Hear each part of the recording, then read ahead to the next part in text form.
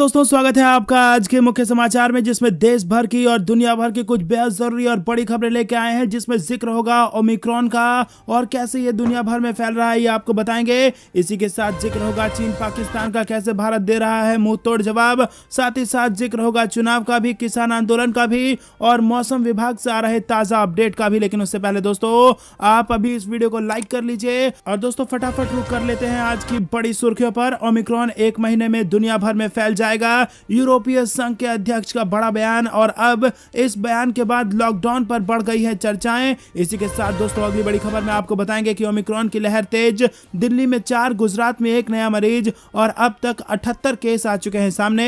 तीसरी बड़ी खबर में जिक्र होगा कि बांग्लादेश में राष्ट्रपति रामनाथ कोविंद का गर्मजोशी से स्वागत, दी गई 21 तोपों की सलामी। चौथी बड़ी खबर में आपको बताएंगे कि राजनाथ सिंह के बयान पर आग बबूला हुआ पाकिस्तान, यूपी चुनाव से जोड़े तार। और पांचवी बड़ी खबर में जिक्र होगा कि जम्मू कश्मीर के कुलगाम में सुरक्षा बलों के साथ मुठभेड़ में 2 आतंकी ढेर। और दोस्तों आपको बताएंगे कि army chief general MM Naravane हो सकते हैं अगले CDS chief of defence staff committee के चेयरमैन बने। अगली बड़ी खबर में जिक्र होगा कि PM मोदी का बड़ा बयान, बोले किसान की आय बढ़ाने के लिए बीज से लेकर बाजार तक उठाए जा रहे हैं बड़े कदम।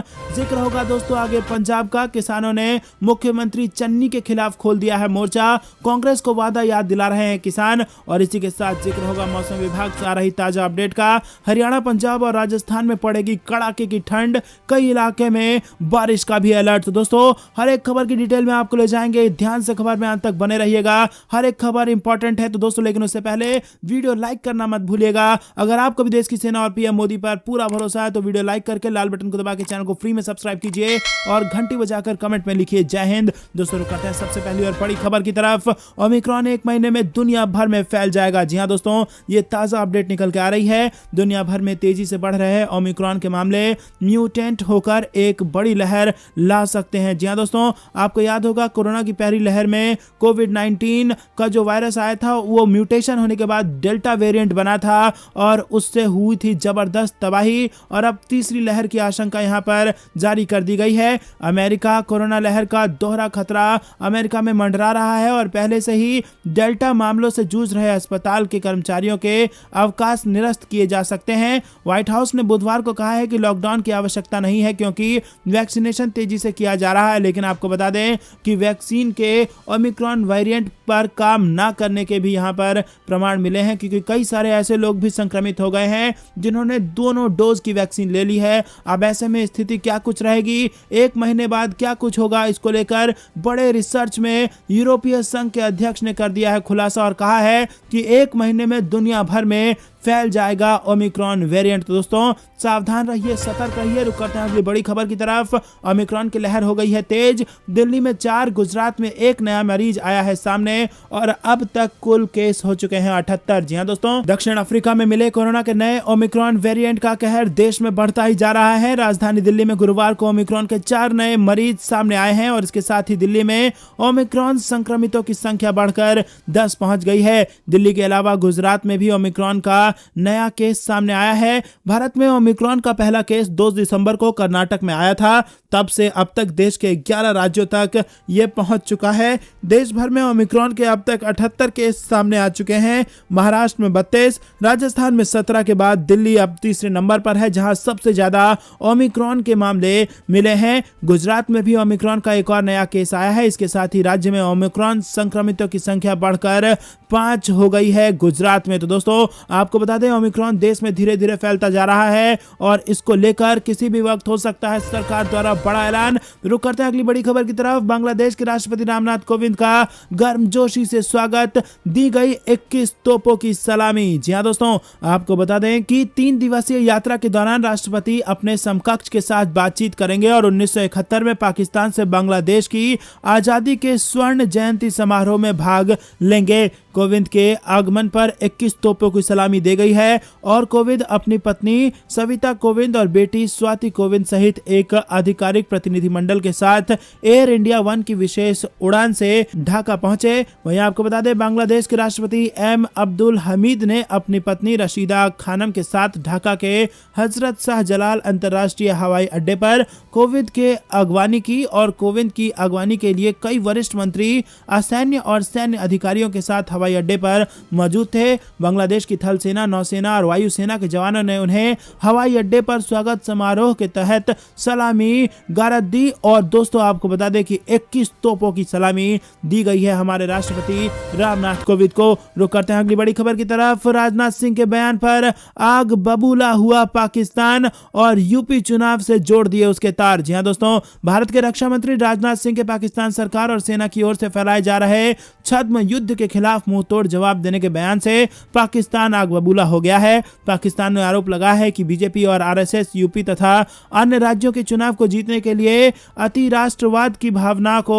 भड़का रहे हैं। वहीं आपको बता दें कि हिंदुत्व के एजेंडे को भी वो बढ़ावा दे रहे हैं, ऐसा आरोप लगाया है पाकिस्तान ने। पाकिस्तानी विदेश मंत्रालय के प्रवक्ता असीम इख्तियार अहमद ने कहा है कि पाकिस्तान राजनाथ सिंह के निराधार, अनावश्यक और उकसाव बयानों की कड़ी निंदा करता है। तो दोस्तों, राजनाथ सिंह ने दिया ऐसा बयान कि भड़क उठा पाकिस्तान। जी हां दोस्तों, राजनाथ के आतंकियों पर दिए गए बयान से भड़क चुके हैं पाकिस्तान के कई बड़े अधिकारी। रुक करते हैं अगली बड़ी खबर की तरफ, लेकिन उससे पहले दोस्तों, अगर आप भी मोदी सरकार के इस फैसले से खुश हैं और आपको भी ऐसा लगता है कि मोदी सरकार चीन और पाकिस्तान को मुंहतोड़ जवाब दे रही है, तो वीडियो लाइक करना मत भूलिएगा। आपको बता दें, जम्मू कश्मीर के कुलगाम में सुरक्षा बलों के साथ मुठभेड़ में 2 आतंकी कर दिए गए हैं ढेर। ये ताजा अपडेट जम्मू कश्मीर से आ रही है। जम्मू और कश्मीर के कुलगाम में सुरक्षा बलों ने 2 आतंकियों को मार गिराया है और जम्मू कश्मीर पुलिस ने गुरुवार को यह जानकारी दी है। सुरक्षा बलों और आतंकियों के बीच ये मुठभेड़ बीती रात कुलगाम जिले के रेडवानी इलाके में शुरू हुई थी। हालांकि 2 आतंकियों के मारे जाने के बाद भी ऑपरेशन अभी जारी है। कुलगाम में 2 आतंकियों के मारे जाने का यह मामला उस समय आया जब एक दिन पहले ही सुरक्षा बलों ने हिजबुल मुजाहिदीन के 11 आतंकी को पुलवामा में मार गिराया था। हिजबुल का यह आतंकी ए कैटेगरी का था, जिसकी पहचान फिरोज अहमद डार के रूप में की गई थी। जानकारी के मुताबिक फिरोज अहमद डार कई सारी आतंकी घटनाओं में संलिप्त था, जिसमें 2018 में शोपिया जैनपुरा में हुआ हमला भी शामिल है और इस हमले में जम्मू कश्मीर के 4 पुलिसकर्मी शहीद हो गए थे। दोस्तों, रुक करते हैं अगली बड़ी खबर की तरफ। Army chief general MM Naravane हो सकते हैं अगले चीफ ऑफ डिफेंस स्टाफ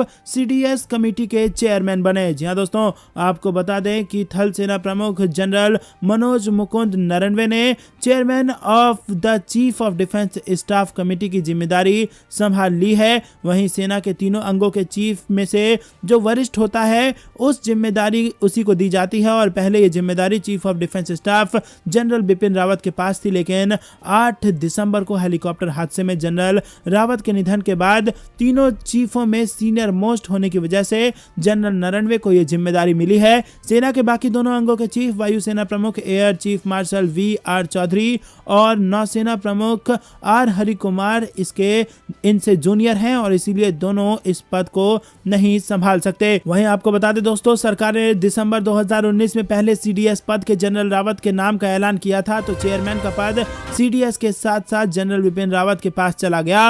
रुक करते हैं अगली बड़ी खबर की तरफ, जो कि फिर से अंतर्राष्ट्रीय शिखर सम्मेलन से जुड़ी आ रही है। प्रधानमंत्री मोदी का बड़ा बयान, बोले किसानों की आय बढ़ने के लिए बीज से लेकर बाजार तक उठाए जा रहे हैं जरूरी कदम। जी हां दोस्तों, प्रधानमंत्री नरेंद्र मोदी गुजरात के आणंद में कृषि और खाद्य प्रशासन पर राष्ट्रीय शिखर सम्मेलन को संबोधित करते हुए उन्होंने कहा कि कृषि सेक्टर, खेती किसानी के लिए आज का दिवस बहुत ही महत्वपूर्ण है। मैंने देश भर में किसान भाइयों से आग्रह किया था कि प्राकृतिक खेती के राष्ट्रीय सम्मेलन से जरूर जुड़ें और आज करीब करीब 8 करोड़ किसान देश के हर कोने से टेक्नोलॉजी के माध्यम से हमारे साथ जुड़े हुए हैं। किसानों को संबोधित करते हुए प्रधानमंत्री मोदी ने कहा कि आजादी के बाद के दशकों में जिस तरह देश में खेती हुई है, जिस दिशा में बढ़ी है, वो हम सब ने बहुत बारीकी से देखा है। अब आजादी के 100वें वर्ष तक का जो हमारा सफर है, वो नई आवश्यकताओं, नई चुनौतियों के अनुसार अपनी खेती को ढालने का अवसर और चुनौतियां हैं। दोस्तों, किसानों की आमदनी बढ़े, इसके लिए कई कदम उठाए गए हैं। पीएम मोदी ने कहा है कि किसान की आय बढ़ाने के लिए बीज से लेकर बाजार तक अनेक कदम उठाए हैं। मिट्टी की जांच से लेकर सैकड़ों नए बीज तक की व्यवस्था की जा रही है। इतना ही नहीं, पीएम किसान सम्मान निधि से लेकर लागत का 1.5 गुना एमएसपी तक की योजना बनाई गई है। किसानों की आमदनी बढ़ाने के लिए सिंचाई के सशक्त नेटवर्क के लेकर किसान रेल तक की व्यवस्था की जा रही है। वहीं दोस्तों ये बेहद बड़ी खबर निकल के आ रही है, किसान आंदोलन जो अब खत्म हो चुका है और किसान अपने घर वापस लौट चुके हैं। उसके बाद पीएम मोदी ने बड़ा बयान दिया है और कहा है कि किसानों की आय बढ़ाने के लिए बीज से लेकर बाजार तक उठाए गए हैं बड़े कदम। वहीं किसान आंदोलन ने अब बढ़ा दी है कांग्रेस की मुश्किलें। किसानों ने सीएम चन्नी के खिलाफ खोल दिया है मोर्चा, कांग्रेस को वादा याद दिला रहे हैं पंजाब में किसान। जी हां दोस्तों, केंद्र सरकार से कृषि कानूनों को वापस करवाने के बाद दिल्ली की सीमाओं से पंजाब लौटे किसानों ने राज्य की चन्नी सरकार के खिलाफ मोर्चा खोल दिया है। किसान संगठन अब चन्नी सरकार को उन्हीं के वादों की याद दिला रहे हैं जो पंजाब सरकार ने आंदोलन के दौरान किया था। किसान संगठन कर्ज माफी, आंदोलन के दौरान मरने वाले किसानों के परिवारों को मुआवजा और नौकरी देने जैसे वायदों की याद चन्नी सरकार को वो दिला रहे हैं। दरअसल पंजाब सरकार ने कृषि कानून के खिलाफ आंदोलन के दौरान किसान का समर्थन करके उन्हें लुभाने की हर संभव कोशिश की थी। इतना ही नहीं, 2017 के चुनाव में किसानों से किए गए वादों को पूरा करने की मांग किसान संगठनों ने शुरू कर दी है। दोस्तों रुक करते हैं अगली बड़ी खबर की तरफ। हरियाणा, पंजाब और राजस्थान में पड़ेगी कड़ाके की ठंड, कई इलाकों में बारिश का भी अलर्ट। जी हां दोस्तों, मौसम विभाग ने अलर्ट जारी करते हुए कहा है कि हरियाणा, पंजाब और राजस्थान में 20 दिसंबर तक कड़ाके की ठंड पड़ेगी और इस दौरान तापमान में 2 से 3 डिग्री सेल्सियस की गिरावट दर्ज की जाएगी। इसके अलावा पश्चिमी हिमालयी क्षेत्र में अगले 2 से 3 दिनों तक बारिश और बर्फबारी का भी आशंका है। साथ ही दक्षिण भारत के कई इलाकों में भारी बारिश को लेकर चेतावनी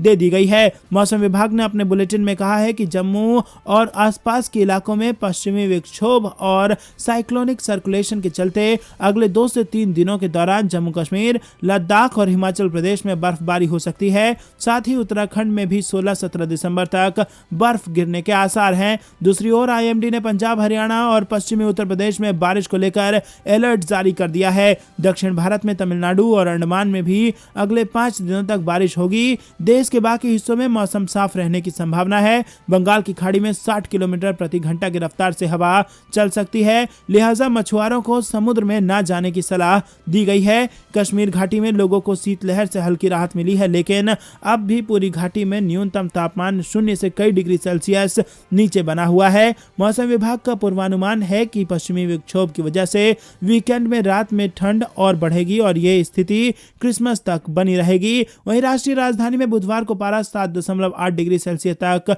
लुढ़क गया, जबकि अधिकतम तापमान 22.5 डिग्री रहा। मौसम विज्ञान विभाग के अनुसार न्यूनतम तापमान सामान्य से 1 डिग्री कम रहा है। खतरे के मद्देनजर केंद्रीय स्वास्थ्य सचिव की राज्य के साथ बैठक और दिए बड़े निर्देश, हो सकता है लॉकडाउन पर फैसला। वहीं युवाओं को रोजगार देने के मकसद से कैबिनेट मीटिंग में हुए क्या क्या फैसले, सब कुछ आपको बताएंगे। खबर उत्तर प्रदेश से भी। ग्राम पंचायत सम्मेलन में बोले योगी आदित्यनाथ, यूपी के गांव को स्मार्ट बनाना है हमारा लक्ष्य, विकास के लिए पैसे की कमी नहीं। सीएम योगी ने लॉन्च किया संकल्प अभियान, बोले जनता दे सुझाव, यूपी को नंबर 1 बनाना है हमारा संकल्प। इसी प्रकार की हेडलाइंस आपका इंतजार कर रहे हैं, लेकिन उससे पहले फिर से आपसे निवेदन, वीडियो को लाइक करना मत भूलेगा। हिंदू धर्म छोड़ने वालों की घर वापसी का आरएसएस प्लान, चित्रकूट में बोले मोहन भागवत कि डरा करके किसी व्यक्ति को ज्यादा दिन तक नहीं बांध सकते। चीन को लगा तगड़ा झटका, पबजी समेत दूसरे पॉपुलर चाइनीज ऐप्स पर फिर से लगा रहेगा बैन। वहीं शहीदों के आंगन की मिट्टी माथे पर लगाकर बोले रक्षा मंत्री राजनाथ सिंह कि उस पार जाकर भी मार सकते हैं दुश्मन को हमारी देश की सेना। वहीं कब वापस किया जाएगा जम्मू कश्मीर के राज्य का दर्जा, केंद्र ने संसद में दी इसको लेकर बड़ी जानकारी। पीएम मोदी बने दुनिया के 8वें सबसे प्रशंसनीय शख्स, पुतिन ट्रंप जैसे नेताओं से निकले आगे और टॉप 20 में हैं 5 भारतीय। चुनाव सुधारों को केंद्र ने दी मंजूरी, वोटर आईडी को आधार से जोड़ने का होगा विकल्प। वहीं ई श्रम कार्ड के जरिए 2 लाख तक का बीमा दे रही है सरकार, अब तक 11 करोड़ हो चुके हैं रजिस्ट्रेशन, जानिए कैसे उठाएं इसका फायदा। ग्रुप कैप्टन वरुण सिंह के निधन की खबर सुनकर टूट गए रक्षा मंत्री राजनाथ सिंह, बीच में ही रोक दिया अपना भाषण। ओमिक्रॉन के और 3 मामले की पुष्टि, ब्रिटेन से आए 3 अन्य यात्री कोविड-19 पॉजिटिव, हरकत में केंद्र सरकार। मोदी कैबिनेट का फैसला, अब डिजिटल माध्यम से भुगतान करने पर मिलेगा इंसेंटिव। यूपी के सरकारी कर्मचारियों के लिए बड़ी खुशखबरी, योगी सरकार ने बढ़ाया महंगाई भत्ता। वहीं आरबीआई की बड़ी कार्रवाई, आईसीआईसीआई बैंक और पीएनबी पर लगाया लाखों का जुर्माना। चीन का पाकिस्तान मीडिया पर भी कब्जा, पाकिस्तान में कई वेबसाइट और चैनल किए गए हैं शुरू। तबलीगी जमात पर रोक नहीं लगाई तो भारत भी अफगान जैसा होगा, प्रवीण तोगड़िया का बड़ा बयान। केंद्रीय मंत्रिमंडल ने चुनावी सुधारों पर विधेयक को दी मंजूरी, वोटर आईडी से जोड़ी जाएगी आधार संख्या। अगली खबर नासा से, नासा के अंतरिक्ष यान ने पहली बार सूरज को किया टच, कोरोना से होकर गुजरा। कैबिनेट का बड़ा फैसला, इंडिया सेमीकंडक्टर मिशन को मंजूरी, पीएलआई स्कीम के तहत 6 साल में 76,000 करोड़ रुपए करेगी खर्च। वहीं दिल्ली से मुजफ्फरपुर आ रही सपथ क्रांति एक्सप्रेस में मिली शराब की बोतलें, जांच में जुटी है पुलिस। दोस्तों, अगर खरीदना चाहते हैं सोना चांदी तो ना करें देरी, आज हो गया है सस्ता, गोल्ड सिल्वर के नए दाम से आपको मिलेगी राहत। ड्रोन निर्माता DJI सहित 8 और चीनी कंपनियों को ब्लैकलिस्ट करेगा अमेरिका। वहीं ब्रिटेन में क्रिसमस से पहले बूस्टर डोज लेने की होड़, एक दिन में 44 लाख ने लगाई, इसके लिए एप्लीकेशन, वेबसाइट हो गई क्रैश। वहीं दोस्तों, डेथ, हेलीकॉप्टर हादसे में घायल कैप्टन वरुण सिंह का हो गया है निधन, विपिन रावत सहित 13 लोग पहले ही हो चुके हैं इसमें शहीद, और फिर से एक बार शोक की लहर में देश। जो आखिरी उम्मीद थी वो अब नहीं रही, और जो एक इकलौता जवान बचा था उन्होंने भी यहाँ पर शहादत को वो प्राप्त हुए। अगली बड़ी खबर उत्तर प्रदेश से, राज्य कर्मचारियों को योगी सरकार की सौगात, 3% डीए बढ़ाने का आदेश जारी। अगली खबर कोरोना की, जनवरी फरवरी में डेल्टा से भी तेज रफ्तार से बढ़ सकते हैं ओमिक्रॉन के मामले, एक्सपर्ट्स ने दी चेतावनी। वहीं कानपुर मेट्रो को पीएम मोदी 28 दिसंबर को दिखाएंगे हरी झंडी, कितनी दूर कितने स्टेशन जाने सब कुछ। पीएम मोदी मध्य प्रदेश के किसानों को देंगे 0 बजट खेती का मंत्र, कृषि बिल वापसी के बाद यह है बड़ा दाव।